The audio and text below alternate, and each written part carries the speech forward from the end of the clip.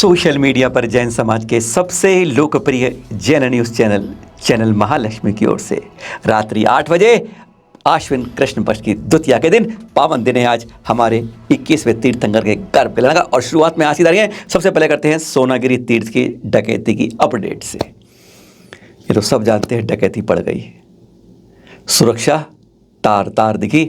और उसके बारे में कल केंद्रीय मंत्री को समाज ने, हमारे जैन समाज ने सिंधिया जी को कल ज्ञापन दिया। बहुत क्रोध में था, आवेश में था समाज कि ऐसा क्यों हो रहा है। यहाँ पर स्थायी पुलिस चौकी के लिए लगातार मांग हो रही है।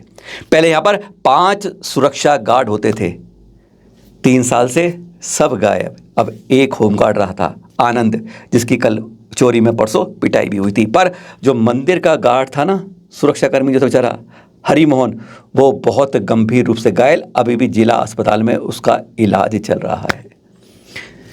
अफसोस तो यह है, गृह मंत्री का क्षेत्र है मध्य प्रदेश के, वह वर्ग अपने क्षेत्र में थे और उनके सामने डकैती हो जाती है। पुलिस लगी है पूरी तरह से आंख बंद रखी होगी, गृह मंत्री की बात है। पर अब 48 घंटे बाद भी हाथ पर हाथ, यानी कुछ नहीं, बिल्कुल पत्ता साफ। 8 डकैतों में से एक का पता नहीं चल पाया है। इसलिए डर के मारे सरकार प्रशासन ने 30,000 का इनाम भी घोषित कर दिया है। डकैत पीछे से दीवार आए थे, मारपीट की उन्होंने। चौकी में जो बैठे हुए थे, स्थायी चौकी नहीं है, वैसी अस्थायी रूप से बना रखी है, जिसमें आनंद थे होमगार्ड, उसकी पिटाई की। पुलिस जो अंदर सुरक्षा गार्ड था मंदिर में, आनंद मोहन, उसकी पिटाई, हरि मोहन, उसकी पिटाई की और उसे बहुत गंभीर रूप से घायल भी किया। सामान लूटा और पीछे की तरफ से चले गए। पुलिस के पास इसके अलावा कोई रिकॉर्ड नहीं है। सरकार से, प्रशासन से समाज ने यही मांग रखी थी पहले भी, जो अब भी रखी हुई है, कि यहाँ स्थायी चौकी क्यों नहीं करी जाती। बार बार लूटपाट हो जाती है और तब हाथ पे हाथ रख के हमसे आवाज और हम दुहाई मांगते रहते हैं। एक होमगार्ड, जहाँ व्यवस्था होती थी 5 सुरक्षा गार्ड की, क्योंकि जैन समाज की स्थितियों पर इसी तरीके से सरकार की सुविधाएं मिलती हैं। बिल्कुल लचर सुरक्षा व्यवस्था तार तार साफ दिख गई। सिंधिया जी कह रहे हैं, आश्वासन दे रहे हैं, पुलिस आश्वासन दे रही है, पर अभी तक ढाक के 3 बात। और कल गए क्षमावाणी के दिन 2 संतों की अंतिम क्रियाएं की गई, यानी क्षमा भाव धरते धरते उन्होंने इस धरा को छोड़ के भव पार चल दिए। पहली बात घटना आई एम्ब्रूर तमिलनाडु से, जहाँ आचार्य श्री सुविधि सागर जी की सुशिष्या आरिका सुस्थिर माता जी का, यानी क्षमावाणी के दिन से महज 1 घंटे पहले, यानी रात को 11:30 के आसपास उनकी समाधि हुई। क्षमा भाव धरते धरते कहते हैं अंतिम समय में सबसे क्षमा मांगते हैं, धरते हैं और इस तरीके से इस लोक को छोड़ के परलोक की यात्रा करते हैं। और फिर क्षमावाणी के दिन कल सुबह 6 बजे एम्ब्रूर से इनकी अंतिम क्रियाएं निकाली गई, जिसके चित्र आप देख रहे हैं। वह क्षमा का भाव जो उन्होंने, कहते ना, अंदर से लेकर अंदर अभिभूत कर लिया था, और फिर उन्होंने अपने इसके आयु कर्म का छेद कर दिया। दूसरी समाधि मरण की सूचना मध्य प्रदेश के मंदसौर से आई, जहाँ चित्र देख रहे हैं आप।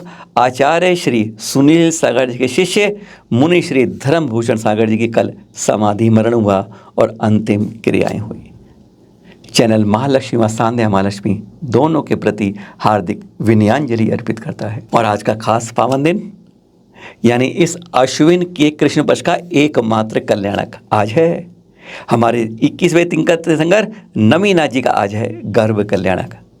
कहते हैं जब अपराजित स्वर्ग के अंदर देव थे ना, आयु कर्म 6 माह रह गया बस, और उनकी माला फिर मुरझाने लगती देव की। बस जिस दिन मुरझानी शुरू होती है, सौधर्म आके देता है, भाई अब तो धरा पे जा रहे हैं तीर्थंकर का जीव, वहाँ पे जाके 3.5 रत्नों की बरसात शुरू कर दो।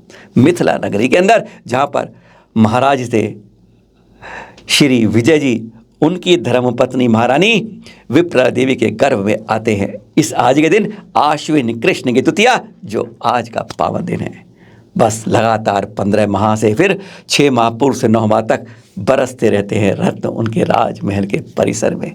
ऐसे पावन नमीनाथ भगवान जी, जिनकी आयु 10,000 वर्ष थी, 90 फुट ऊंचा कद था, उनके गर्भ कल्याण की बोलिएगा जय जय जय। 10 लक्षण हुए, जगह जगह विद्वान आते हैं, पंडित लोग आते हैं। हम उनकी विदाई क्षमावाणी के दिन लिफाफे के साथ कर देते हैं। पर यह दृश्य देखिए, यहाँ पर लिफाफे से नहीं, आंसुओं के सैलाब से विदाई करी गई। सचमुच दृश्य देख देख के आपकी आंखों से भी आंसू आ जाएंगे।